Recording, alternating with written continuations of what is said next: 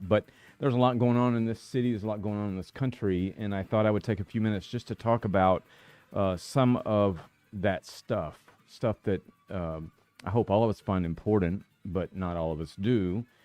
So this show, as I've told you before, was designed to be able to inform people in a way that allows for interaction and fun and opinions and thoughts and ideas to be shared. So before we get to that, I want to tell you that we do have a giveaway today. It is a $50 gift card, a Valentine gift card. One of the young men in here looked at me with his eyes wide open. He didn't have a date, so he wouldn't win it. He wouldn't know what to do with it even if he won it. Anyway, so we're going to give away $50 today, a gift card, Valentine gift card. Of course, you can use it however you want to, but there are a lot of great restaurants in Waxahachie that you can certainly use it to go have a nice Valentine's dinner. And I would list them, but I would inevitably leave somebody out, and therefore I would be in trouble. So I won't do that.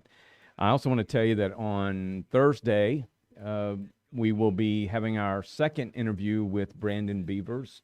I think many of you, a lot of you, joined us last Thursday when we talked to Brandon one-on-one, unedited, live to discuss the murder of his wife, Missy Beavers, back in 2016.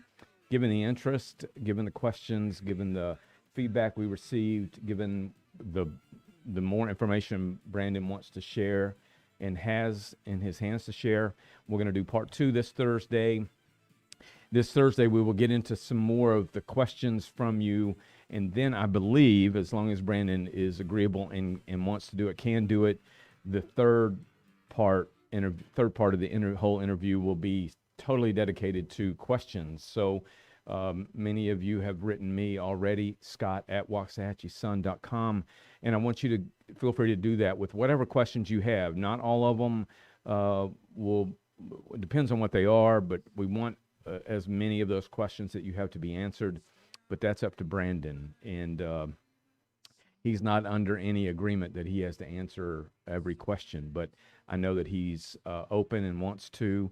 I also want to make mention at the end of this show, the last segment that we have will be about that interview the other day, last Thursday, and why I am so connected and interested and integrated into the Beavers and what happened on April the 18th, 2016. Before getting to that, though, again, we have a giveaway today.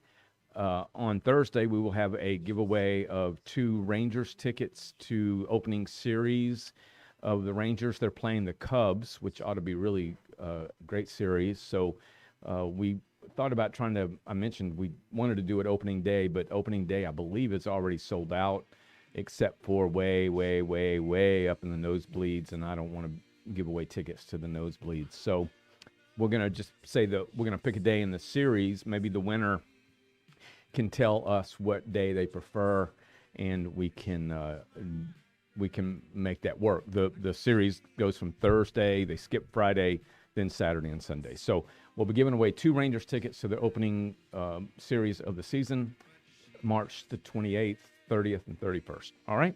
So today I want to just cover a couple things that I don't have anything to share with you. I just want to verbally talk to you about the importance of endorsements in political races. We have a number of really important political races going on right now. The way it works in Ellis County is that we have those that have primaries, which would include the district attorney, a seat for an open judge position, county commissioners. I'm sure there are others that I'm not thinking off the top of my head, but those are primaries now, and then the general election in November. It's right along with the national elections for president and that sort of things. They're the same time frame, and then we have an election day. May first Saturday in May will be for city council, school board candidates, and the like. So there are two different cycles that we've got going on here. But newspapers forever have endorsed candidates, and I get somewhat amused these days because there are plenty of people out there who will ridicule, in this case, me and the newspaper, the Waxahachie Sun, for endorsing candidates, and as though that's improper. And frankly, it's what a newspaper should do. Our op-ed page is supposed to be one of the most lively pages in the newspaper. It's the only page that I have any involvement with. Joanne Livingston, our editor, covers all the other pages. She manages that, assigns stories. I don't have anything to do with content other than on the opinion page. And really, the only thing I have to do with on the opinion page is my column. So next Wednesday, the 21st, I will have a column that endorses at least two races. One of those will be the district attorney's race, and the other, the judge position that I mentioned to you a few minutes ago. But I do all the homework. So I spend what really boils down to, probably 6 or 7 weeks when I make time over that, 2 months leading into an election, to be able to really understand, if I don't already, who's running, who they are, what they're about, what they've done in their past, what their qualifications are, what their credentials are, in hopes that you will read that, have some faith that I'm telling you what I know, and that obviously it isn't biased information. I don't even, when we get to ultra local races, I don't care about Democrat and Republican or independents. I don't care about any of the letters that we use to label people. These are just people who are running for office. And my desire is to know as much about them as I can, so as to make sure that we're putting people in office who need to be in office, and those that shouldn't be in office aren't in office. So in the past, we've made plenty of endorsements, not just here, but in other markets. Here, we've caught, in the process of learning as much as we can about some of these candidates, we've caught candidates taking signs from their opponents. We've caught candidates not really knowing anything about what they're running for. We had a candidate, 4 years ago, that for city council, who got angry and threw somewhat of a fit and got vulgar and a little Twitter-pated, as I like to say, in an interview, and all because he was being asked to explain some of his statements. So we're doing the same thing. We won't have live interviews with folks right now, I don't think, because there's so much going on, and I know most of the people running, so my hope is that I'll be able to share with you as we go forward who they are and what they're about. I will tell you that we did extend an invitation for debate. I'll tell you more about it next week in my column. An invitation that was openly, eagerly accepted by one of the candidates for one of the offices I'm going to endorse. The other person chose not to. So again, we'll have more to say about that next week. I do want you to know that we take this part of what we do seriously. And if not for endorsements, and you hear about candidates all the time talking about, well, this newspaper endorsed me, this newspaper endorsed me, this newspaper endorsed my opponent, whatever. But those endorsements are important. And since the beginning of newspapers have endorsed candidates. So we're going to do the same thing. We don't endorse all the races. We just endorse certain races. We don't endorse on a national level at the Sun, although I will tell you in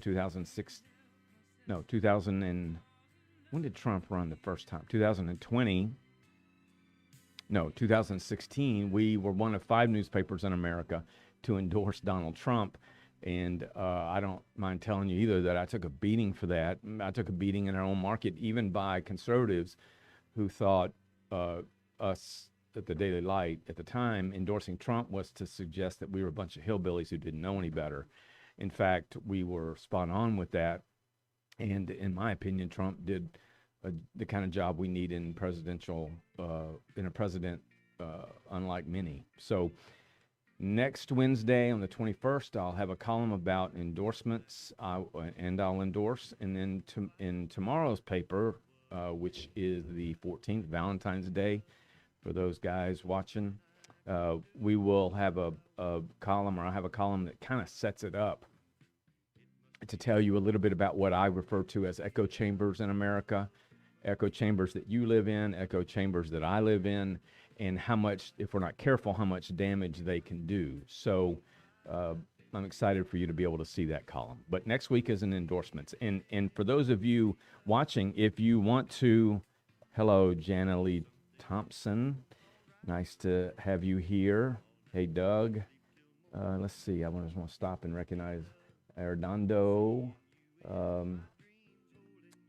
Can't some of these names don't read in easy way. BJ Nid1, hello, thank you for being here. Brand Dag 1558, Brand Dag, thank you for being here. So you may want to share with me between now and next week what your opinions are about some of these races. Again, you can always email me at scott@waxahachiesun.com. It's a pretty simple email to remember. So there you go. Endorsements are coming, and I'm looking forward to that. These positions are important for us, all of us. I made the claim, and I believe I'm right, that the most important offices that affect us and therefore make them important are these ultra-local races, and what our district attorney does, what a judge does, what a school board member does, what a city council member does, what a commissioner does, all make a difference in our daily lives here in our own community. So it's important that we know what we're doing. One last thing about candidates, I will tell you that how crazy it can get. When COVID hit in 2020 or 2021, the election in 2020 combined, because of COVID, it combined general elections and local elections, which I think Governor Abbott will now look back and say that was a bad idea. But given the pandemic and all that, they were combined. Well, a lady who was running for city council got more votes than anyone else running for city council. The only problem is that she had dropped out of the race weeks earlier, and she no longer lived here. She lived in Florida. So, and most people didn't know, obviously.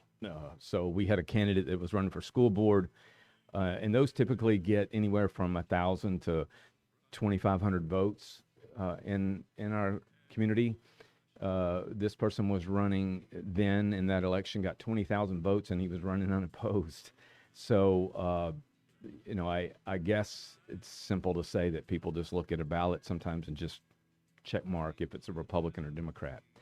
So these are important things, and I just hope that you will agree and know what you're doing when you go into the ballot box.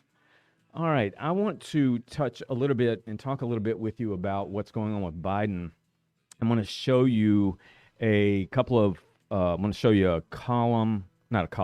story, national news story, and then I want to show you a video, and then I want to talk to you just about what does it mean and why are we afraid to call this what it is, and what are we doing in America accepting, again, doesn't matter to me if it's Republican or Democrat, what are we doing accepting this kind of stuff? And do we not think more of our country? Do we not think more of ourselves? Do we not think more of our future than to place it in the hands of people who don't know what they're doing with it? So let me show you this story, and I'm going to share with you a couple of pieces of that story here in just a second. So let me get my music down, and let me show you. Let me get the column up here, or the story, and that way you can see what I'm talking about here. So this is a story on Fox News. This was on February the 8th, which was last Thursday. The story talks about how some out there, particularly on the Republican side, are looking to ask for the 25th Amendment to be invoked on Biden because of what we've seen in the past I don't know, 6 months, it's gotten exponentially worse. The 25th Amendment, for those of you that may not know, is an amendment that basically says that the president is booted out of office, and the next person up, which in this case would be Kamala Harris or someone else they choose. But there's a lot being discussed about this 25th Amendment in this story. If again, it's about what's going on with Biden. For those of you that don't know, I'll make it quick. Hey, Cindy, you win by, I'll tell you how you win here in just a little bit. So you're going to have to stay tuned. I'll tell you how you win a prize or be eligible for the prize here in just a few minutes. What Cindy's asking about is that we're giving away a $50 Valentine gift card today for those of you that want to have a fun Valentine. So, but last Thursday night, the special counsel, there was a special counsel that investigated Trump and the documents, classified documents that they found at Trump's estate down in Florida at Mar-a-Lago, and that Trump was indicted, I think, I may have the number wrong, but I think 30-something times, maybe more than that. But Trump was indicted for having classified documents that he should not have had. He claims that they were his privilege, that the president's privilege to have them, and that no crime was committed. That's an oversimplification. But that special counsel found Trump to be guilty, and so he indicted him and wants Trump to be charged and a jury to hear about it or a judge to hear about it and then convicted of a crime. So another special counsel was assigned to Joe Biden, same pretty much the same set of circumstances. Mar-a-Lago, Trump had his documents in a place that was locked, and that I think it's fair to say that no one could get to other than Trump. I just saw a comment caught my attention here. I'll share it with you in just a second. But so special counsel then was assigned to investigate Biden. Biden had documents in his garage in boxes that were falling apart. He had them in various places in his home in Delaware, and I think there were other places outside of his home. Those were classified documents. There may be a distinction without a difference, as they say in this, but Biden claims it was different than what Trump was doing. But really, when it boils down to it, I don't think there's much difference. Thank you, JD. Special counsels don't find people guilty. I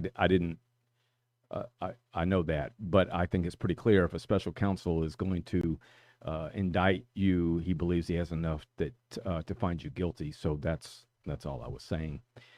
So you have Biden in this situation similar to Trump's. Robert Hur, a special counsel, came out with a report last Thursday night and basically said that, and I'll quote you, let me just see if I can find it in this story, that Biden, Hur described Biden as a sympathetic, well-meaning elderly man with a poor memory. And as a result of that, he chose not to indict, chose to essentially make his report and leave it be. There were other quotes in here I thought I might share with you. Her recited numerous instances in which President Biden exhibited dramatically compromised mental faculties and concluded that a jury would be likely to perceive President Biden as a sympathetic and forgetful old man. So the report had that kind of language in it, but it also said we're not gonna go forward with any sort of indictment or presentation to a jury or any of that. We're gonna just let this end here. So really the dilemma was or is for the Biden campaign to say, I'm not, you've seen Biden in his press conferences recently, or his staff and other surrogates who are saying Biden is not a forgetful guy. He may be old, and he may be sympathetic. He may be, I think there was other description, something along the lines of he's kind, that kind of thing. But Biden wanted to make clear, in his whole administration wanted to make clear that he is not forgetful, that Biden said he's the most qualified person to be president of the United States, so on and so forth. He has a good memory. His press secretary said the other day that Biden does more in 1 hour than most of us do in a whole day. Mayorkas, the director of Homeland Security, uh, Secretary of Homeland Security, said that Biden, the most difficult thing in dealing with Biden is that you have to be well prepared, that Biden is sharp, and so on and so forth. So I get it. They want to make sure that what Hur said in his report was debunked by those who work with Biden and by Biden himself as to Biden's abilities. The problem with that is that Hur says because Biden has these cognitive issues that we're not going to pursue it any further, uh, presumably meaning that if he didn't have those kind of cognitive issues, that he would be not prosecuted, but that there would be indictments. Biden and the administration is going over and beyond to make sure that we all know that Biden is capable. So it's an interesting kind of almost like a trap insofar as Biden saying, I'm capable. If Hur felt that way, then it would seem to me Hur would have um, uh, indicted him.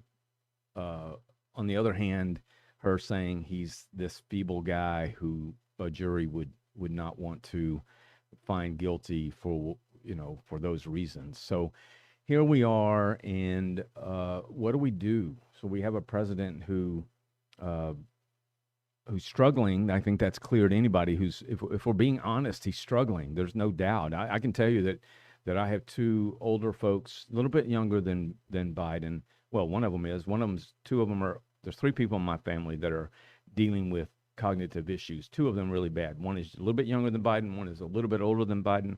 I wouldn't put either one of them in any position of public appearance or decision making because they're just not capable. And as far as I'm concerned, again, I don't care if you're Democrat or Republican. I find it to be along the lines of elder abuse that Biden is being forced or encouraged or whatever to try to be president of the United States, greatest country on the face of the earth, while dealing with serious cognitive issues. JD says, please share as you are made aware of the process and plans moving forward with Precinct 3 after the passing. I will, JD. We are investigating that now and waiting for a response from the county on really what that process is. So I promise to keep you all involved or informed. We have a contested race with Precinct 4. As many of you know, Paul Perry passed away. He was a commissioner in another precinct, and we need to know what's going to happen there. So I promise to keep you all informed as we learn it. We talked with the county yesterday, and we're still waiting on their response to tell us what's going to happen.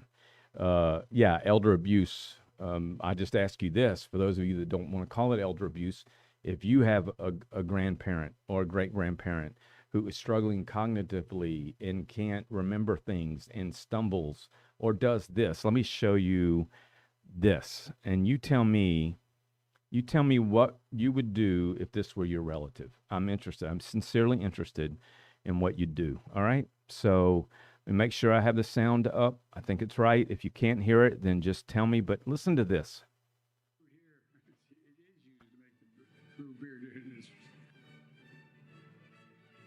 My memory is fine. The president of Mexico, Sisi, did not want to open up the gate. A solid meeting with and Mitterrand from Germany, from France, looked at me and said, elderly man with a poor memory. I said, I'm going to be a president for everybody, whether they live in a red state or a green state.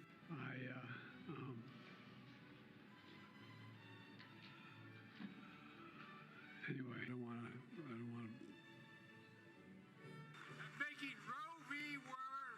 The best way to get something done, if it holds near and dear to you that you like to be able to.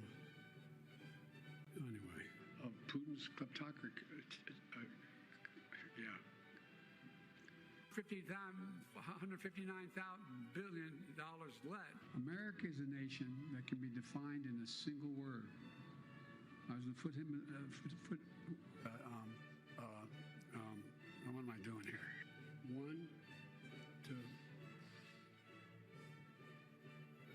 A well-meaning elderly man with a poor memory.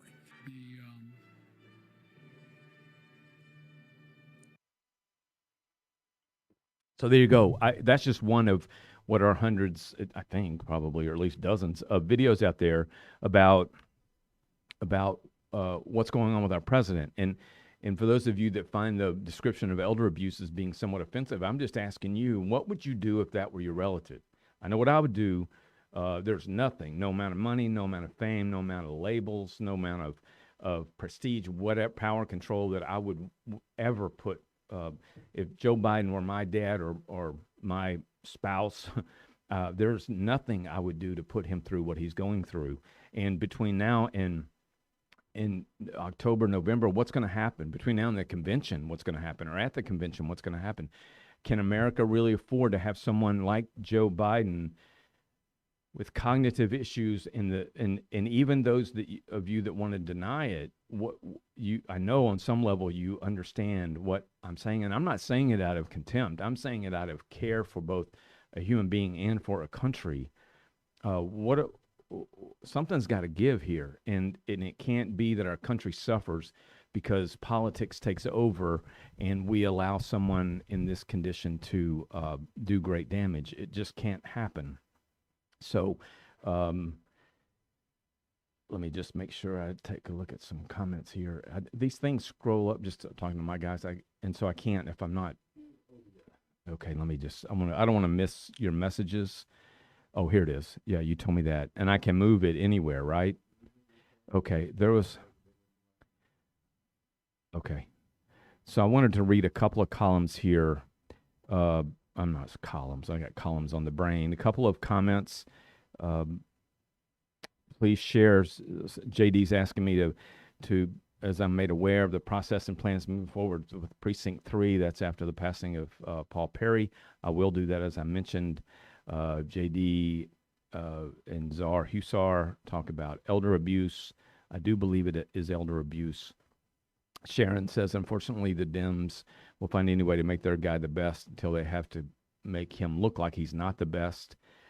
Gumshoe Stories, I'm interested to know where you stand on the district attorney's race. I would like to see a DA that will involve his or her office more vigorously in the Beavers murder investigation. I will... my column will be out next Wednesday on that is the 21st. I will be endorsing someone. There are two candidates, so it's either Lindy Beatty, who is a defense attorney, was in the prosecutor's office for a number of years here, was a prosecutor for almost 20 years, I believe, and then the incumbent is Ann Montgomery, who's been a DA in the DA's office for 20 or so years. So I will have a endorsement of one of those two next week, and I will give reasons why I'm endorsing the person that I'm endorsing, and I'll share with you some concerns about the one that I'm not endorsing. But that will be next Wednesday, and we will talk about it live as well.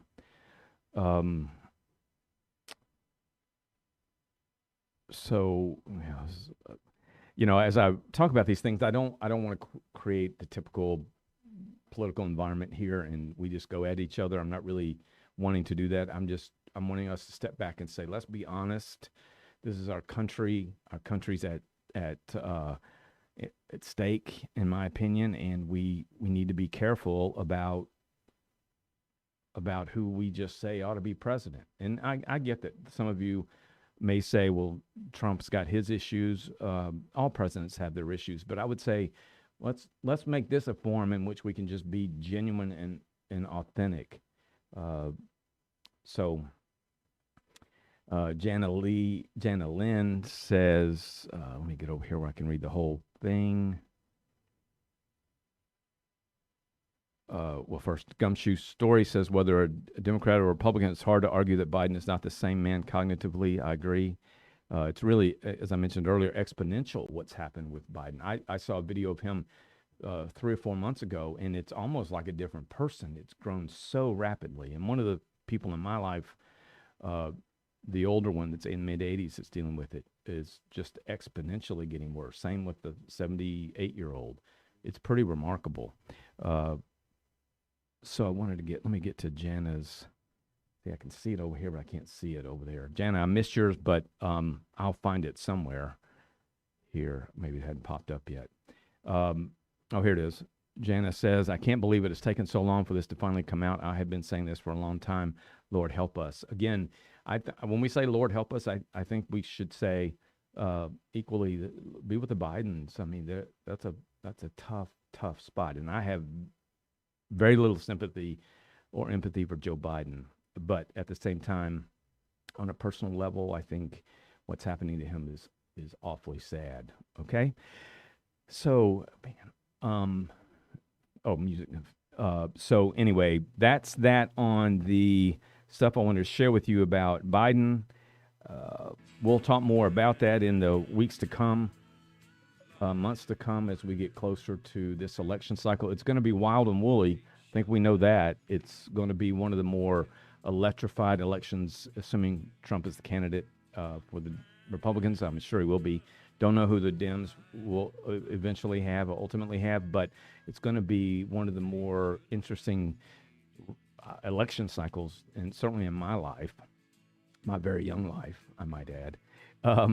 So anyway, that's what I wanted to share with you. I'm going to now switch gears and share something with you that I don't know if you know this, but there's a lot of thoughts about the religious class in America. I've often said there's an axis of failure in this country. That is the political class that's doing great damage, the media class, which I guess you could claim we're a part of, but I see us as being distinctly different and not a part of that. That media class, particularly the national media, is doing great damage to this country. And then I think there's a third class that I sort of get weird looks when I say this, and sometimes I get a figurative slap by saying that the religious class in America is responsible for a lot of what we're going through. And that is to say, is the Bible really the Bible in the sense what you find at any given church on a Sunday? There's the church of relativism, which means we're going to morph the Bible. We're going to mold and make the Bible pliable so that it fits everybody and every act and every disturbing thing that's going on in our society, so as to get more members and more money, whatever. And then I will say that the religious class has the issue of where are the leaders? Where, I don't consider Joel Osteen to be a Christian leader, frankly, but where are those who at any given moment will show up on a television show or somewhere and want to be heard, but when it comes to defending this country and pushing back and saying enough is enough, where are they? They're nowhere to be found. And so I believe the religious class has some degree of responsibility here. The three of those, again, the political class, the media class, and the religious class, I think combined to create an axis of failure in this country, so much so that it's partly part of why society is crumbling. Let me just, Gumshoe says, Scott, I don't know if you were ever met Steve Borden, Sting, the wrestler Sting. No, I haven't. A Waxahachie resident, I have not. But if he's still around, there are some professional athletes in town, and Jonah Heim, who catches for the Rangers, and then former Maverick Brad, forget his last name now, but a guard for the Mavericks also lives here. So there are some, but I have not met Sting yet. I'll tell you about how you win the Valentine's Day card here in just a few minutes, so be prepared.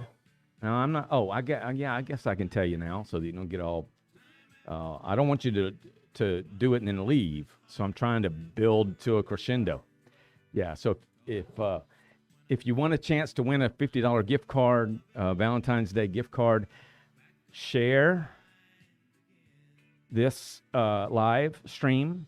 What else? Comment. Yes, you got to comment what your favorite segment is. Like and follow on Facebook, on Instagram. All right? So you got all that? Comment. Tell me what your favorite segment is. Like and follow on Facebook and on Instagram, and share. So I don't really care. I'm not counting every follower, every person watching this. I've often said that if one person read my column a week and that person was changed for the good, then I'm happy. And all the time I spend doing it, I'm be thrilled. Same thing applies here. So, but that's how you can win. Okay, Sandra, you got it? If you got it, say, I got it. Yeah, JD says we need more Billy Graham Christian leaders. You are exactly right. Where are they? Who? One of my columns is who's going to fill their shoes? Who is going to fill Billy Graham's shoes? Who is it? And I don't know that they're out there right now. Some of them think they are, but I don't think they're out there right now. So speaking, did she? Where? I don't see it. All right. Have you commented back yet? What was it? Sandra. Sandra, I'm looking. How do you win the gift cards? Yeah, see, it's not popping up on here where I can see it. Last one I see is, maybe you can come over here. Hey, I'm having guys smarter than me help me to figure out where. See? Oh, here it is. But I can't get to it. It won't let me. It won't let me go any further. I can scroll up. It stopped. Oh, that's a delay. All right, you got it. Good, Sandra. And by the way, if Kathy Jones is watching, Kathy Jones won a gift card on the first show we had, which was, what, 2 or 3 weeks ago now? Time, man, amazing how time flies. And emailed me and said, how do I get it, and all that sort of thing. And I was asking her to give me the information. We get it to her. I haven't heard back from Kathy Jones. So at some point, that's going to go back into the kitty, as it were, and we'll give it away. But it was a $25 gift card. So Kathy Jones, if you're out there, please let me know so we can give you the card. Or we're just going to give it to somebody else at some point. But we want to give you plenty of time because we're fair like that. All right. So I want to share with you about the religious class. So here we are talking about if you agree with me, 1/3 of the axis of failure. And if you agree with that, which I could have a whole show about what I think is going on with the religious class in America and why they're part of the axis of failure. But you may not know this, but as I speak, and I'm going to show you. Matter of fact, let me show you this before I ramble on, all right? I want to show you something. Your mouth will fall open, I think. Let me turn my music off. All right, let me get my camera right. I'm becoming whiz-bang on this thing. Y'all better watch out. All right, so watch this video. And minute 28 seconds, and then I want to show you something right after this. But this is about the religious class in America and what is going on. All right, so just check it out. Recently, I did hear about a new translation out called the Gen Z Bible, where someone had taken the scriptures and translated it into Gen Z language. Now, I'm going to read part of this. I do want to let you know I would never dishonor God's word. I have triple checked this to make sure this is exactly what Luke 1 communicates when the angel talks to Mary. Check this out. Mary was a pick-me girl for God and was simping for him in prayer when the angel Gabriel appeared to her and said, "Ayo, you're a real one and the top G is feeling you." But she thought his compliment was sus and gave him the side eye. So he said, "Baby girl, chill. God sent me to tell you you've passed his vibe check. And low-key, he wants you to have the main character. You name him Jesus, and they will all say, he's him." She said, "How can this be since I promised him my body count will always be 0? Respectfully." He said, "This ain't about cuffing season, for the Holy Spirit will live rent-free in you, and your boy Jesus will be a divine bro. Besides, your cousin Elizabeth is with child, she who is already older than a boomer and whose husband is way past beekeeping age." So Mary said, "Bet." Gabriel left her on red, and she let the Holy Spirit cook. So we now have in America a Gen Z Bible. And need you think that he's just punking you or that I'm punking you. Thank you, JD. I tried to turn it up.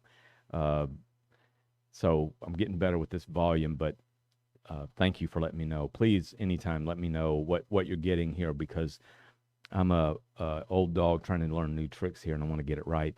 But need you, or lest you think this guy, this preacher, is punking you or that I'm punking you, take a look at this. There you go. So that is a Gen Z Bible for sale on Instagram. Instagram. Lord have mercy. I'm losing my mind. On Amazon. How could I forget Amazon? I know those guys personally. But anyway, the New Testament for Gen Z. You can get the whole Bible. You can get study guides. You can get, in this case, the New Testament for Gen Z. And so you just heard a pastor read for you what some of the interpretation is. Get a load of this. I'm going to read the same things, and I would tell you where these verses are, except that I don't know exactly where they are. But let me find one for you. Here's one. It's the original text, King James. And Jesus went out and departed from the temple, and his disciples came to him to show him the buildings of the temple. Here's Gen Z's version.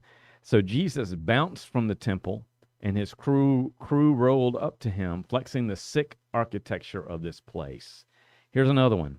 And forthwith Jesus gave them leave, and the unclean spirits went out and entered into the swine, the pigs, and the herd ran violently down a steep place into the sea. There were about 2,000 of them. That's a story where a man was possessed by a demon, and the demons went into the swine herd, the pig herd, and the pigs went flying off a cliff into the ocean. Here's the Gen Z version. So Jesus was like, all right, go for it. And those unclean spirits bounced out of the guy and straight into the pigs.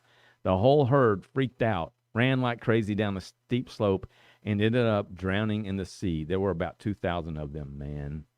All right, one more. And when the Pharisees, the original text in the King James, says, and when the Pharisee saw it, he marveled that he had not first washed before dinner. Gen Z says, but then this Pharisee homie sees that Jesus didn't wash his hands before dinner, and he's all shook like, what's up with that? So I don't have any problem. You know, there are different versions of the Bible, the Message, things like that try to make it more contemporaneous. This is a little much, not necessarily because the things that you just heard, either the pastor say or that I just read, is necessarily wrong, but I can only imagine the Bible being interpreted, or a version of it in Gen Z kind of world, how much watered down the Bible will become, because Gen Z is grown up in a society where it's a free for all. So I share that with you, one, so you'll know about it. Number two, just think about what's going to happen to the message of the gospel if it's turned into something that maybe many of us won't even recognize. Because my kids, when they talk, I mean, they call my wife bruh. My son calls my wife bruh. And if I ever call my mom bruh, I'd be picking my bruh up off the ground. So the Bible's going to be in Gen Z. That's quite amazing. Oh, yes. So let me just take a look at some comments here. All right, where did it go? Chat room . Oh, what happened? Come. So again, we're learning a few things here. So it squeezed like that.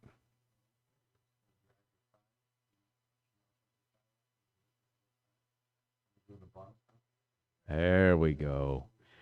All right, so JD, that's not a joke.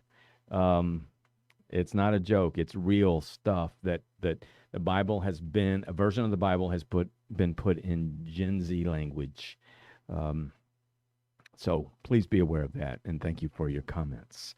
All right, one last thing. I'm going to spend another 15 minutes, and then we're going to be done for the day. But and I hope you all enjoy this. Thank you for the positive comments. Someone said a few minutes ago that they appreciate all that we're doing here, and that means a lot to me. It means a whole lot. So again, the idea is to create a forum in which we can enjoy one another, learn from one another, debate with one another in a healthy way, and just become better people. And at least you'll say there's one place on social in the social media world where you can go, and it's a good place to go. I hope it's Sunspot Live.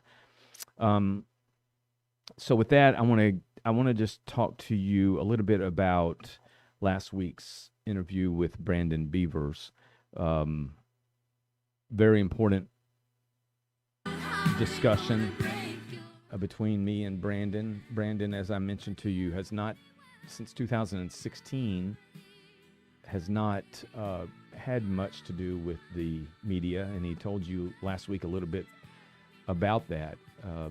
If you recall, he told you about early on when he held a press conference to answer questions, and one of the media members in the audience or in the press said something to him that made him gave him shivers down his spine, because it was it just gave him a realization as to what the media is after. And for me, I'm not after anything but the truth in this case and insight. And I think you all deserve it, particularly those of you that are anxious and in a positive way obsessed with this being solved. I think you deserve the opportunity to hear straight from, in this case, the horse's mouth, as inside of this as one can get, is Brandon Beavers. And so I wanted you all to be able to oh okay, I wanted you all to be able to and I still want you to be able to hear it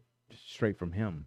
So we're going to have more discussion. But Brandon, some of you, there have been some comments that I am friends with Brandon, and as a result, wouldn't ask him tough questions or that kind of thing. I am friends with Brandon insofar as when this happened, I wrote a column and I reached out to the family to be sure they were all right. And obviously, we wanted to learn things too from them about the whole matter and the whole lousy, sorry, tragic, horrible, heinous event.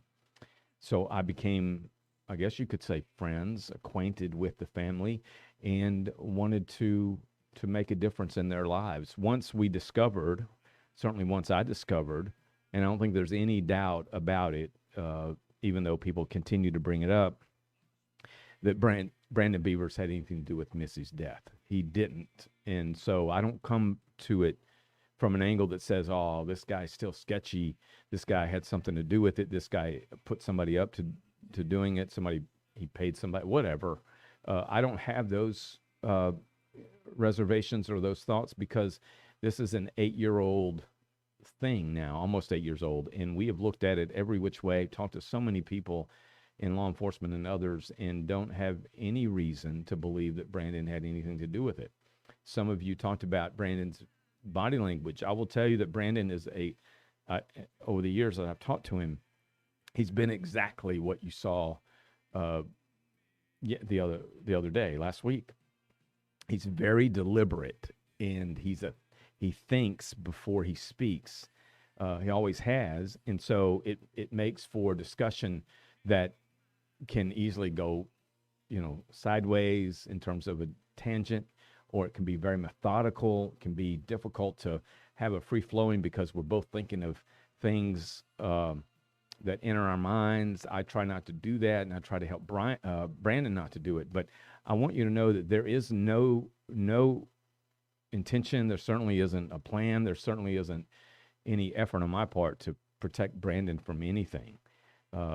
Brandon is a grown man. He's been through hell and back, and he can answer his own these questions the way he sees fit. I can't force him to answer it any other way.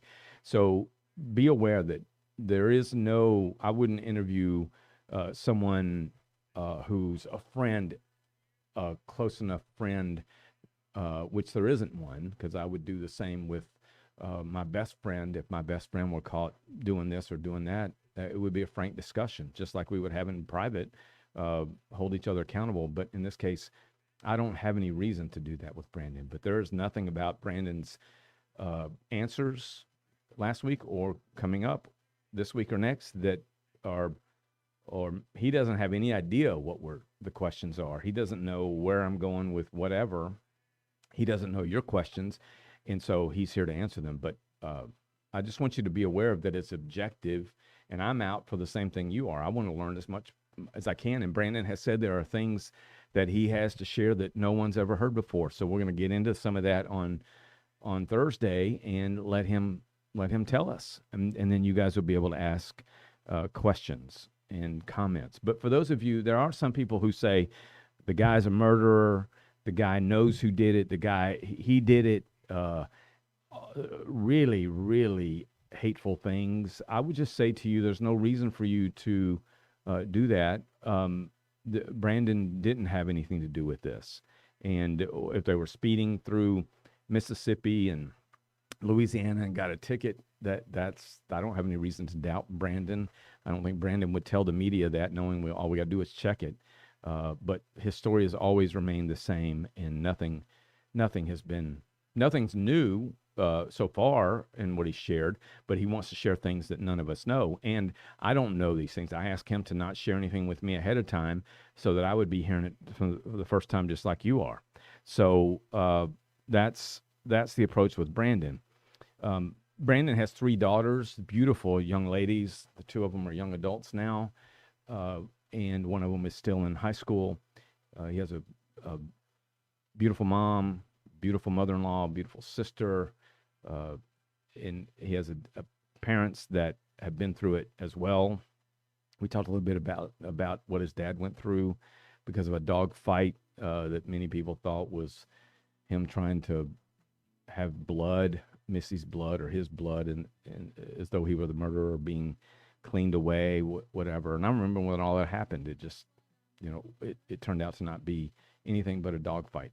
Anyway, I want you to be aware that this is this is the way I want to interview people. I want to interview people authentically. I want to interview them honestly, and I want to be able to let them share what's going on. If there's a question that you want me to ask, then be sure to send me the question, scott@waxahachieson.com, and I'll ask him. I'll ask him straight up. Now, there's a lot already coming in, and I may not get to all of them, and some of them are duplicates. So, but the idea is to present you with something that you've not seen before, and so you can learn about this crime. Okay. The last thing I want to tell you about that is I want to tell you a brief story of a similar young lady. Missy was 45 when she was killed. She was petite. She worked out. She had that Camp Gladiator stuff going on, was really into it. She was a mom to 3 kids. She was active in her community and that sort of thing. I want to tell you about another similar person who was 49. She had 3 kids, petite, attractive, smart, all the things that we've learned about Missy. This other person had. She was divorced, and at the time, she was divorced and then remarried and divorced again, and she was single. At the time of her murder, she was in a restaurant, kind of like College Street Pub, for those of you that know about College Street Pub here in Waxahachie. She was with her boyfriend at the time. He, like many men today, and women too, but carried a gun. They were in this restaurant and just having a good time, having dinner and dancing and music and that sort of thing. And some drunk clown came up to them and was flirting with this woman, and a fight ensued because So the boyfriend didn't like that, so a fight started. It calmed down. The establishment calmed them down. But a couple hours later, because it was a pool and nightclub and restaurant all in one, they stayed there a long time. Well, this young lady was approached again by this same guy. In a way, he was drunk, but he shouldn't have approached her. And another fight ensued, at which time a knife was pulled, a gun was pulled. A guy's throat was slashed. And unfortunately, the 2 men involved, this person's boyfriend and the guy who started this fight, were wrestling over a gun. The gun started firing. They started firing the gun, and the gun hit this young 49-year-old woman, as she was one step from getting out of that establishment, and she passed away on the way to the ambulance. It's a similar story, not so much that it was a vicious murder like what Missy went through, but it was a loss of life, person about the same age. The there was a gun used, uh, and it was tragic, and it was solved immediately. And the person that did it spent 10 years in jail, that kind of thing, for involuntary manslaughter. Missy's is unsolved, so therein lies the biggest difference. But I want to tell you that the reason I'm so interested in what's going on with the Beavers and their lives and Missy's girls and all of that is because the woman I just told you about was my mother. And this was in 1991, and I was 30, 33, 32. So, or 33, I think.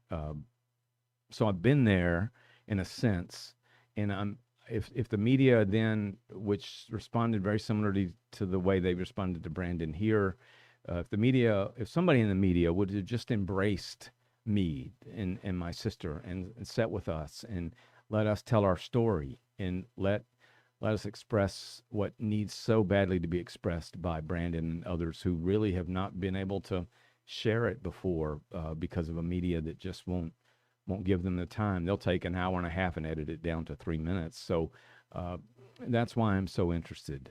That and because I think these girls really deserve to know that there's a media does care about them. So therein lies the connection, and I thought I would share that with you. I won't talk any more about it, but it is what got me started in this. And other than it being a horrible event, it was what connected me to the Beavers from the get-go. So I wanted to share that with you. All right. So with that, it's time to give away a $50, I almost said Halloween. Let's hope that no one out there needs a Halloween gift card for Valentine's. So I need to know what you think was the best segment. And I'm just going to trust that you shared and you have liked and you've commented and you've followed, all that sort of thing. So let me just look through here. We've got so many comments. I think, given what I'm seeing here, that I want to recognize and give the gift card to JD. JD Jones. So JD, are you there? If you're there, let me know. You have won a $50 gift card, and what I'll need is for you to send me an email at scott@waxahachieson.com. You ought to know that by now. And thank you, Bonnie. I really appreciate that. And please provide me your feedback and your comments. Keep coming back. We'll get into more stuff and have more fun as time goes on. But I want to give the $50 gift card to JD Jones. So I think there's not two JDs in here, are there? Uh-oh. Yeah, so JD, let me make sure it's the one who was talking to me about, let me see here. Yeah, JD Jones. So what are the chances of us having two JDs in our audience? So JD Jones, you are the winner of a $50 gift card, and I hope you have somebody to spend it on and that you have a really good time. You don't have to use it tomorrow, but if you want it for tomorrow, then let me know how you can come when you want to get it or how I can get it to you. But please, I'm here. Thank you. You're welcome, JD. So let us know, scott@waxahachieson.com, scott@waxahachieson.com. So that's the show today. I may try this setting more often than not because what I was trying to do with the other setting was really trying to do too much. And sometimes if it gets too much, it's like having somebody says, well, I got my focus on so many things. Well, if you have your focus on so many things, you don't have any focus on any of them. So if I'm trying to show you too much, then it's just going to be distracting. And I'd really rather have discussions like we had today where I can see your comments, where you're really involved and you are sharing your thoughts. So we're going to have more giveaways. Thursday, we'll be giving away 2 tickets to the Rangers. I may throw in a parking pass as well, which will make it easier for you to get into the Globe Life field. If you haven't been there, it's a beautiful, beautiful stadium, and you'll have a lot of fun. And of course, it's indoors. If it's a pretty day, they sometimes open it, but we'll see. So on Thursday, we'll give away those 2 tickets. And then in subsequent shows, we'll be giving away other things. We have a whole list of giveaways here, but we want you to maybe have an opportunity to win something. So JD's the big winner today. All right. So with that, I just want to share with you one last quote. C.S. Lewis, who many of you, if you don't know, you ought to check out who C.S. Lewis was. But C.S. Lewis says one of the most cowardly things ordinary people do is shut their eyes to facts.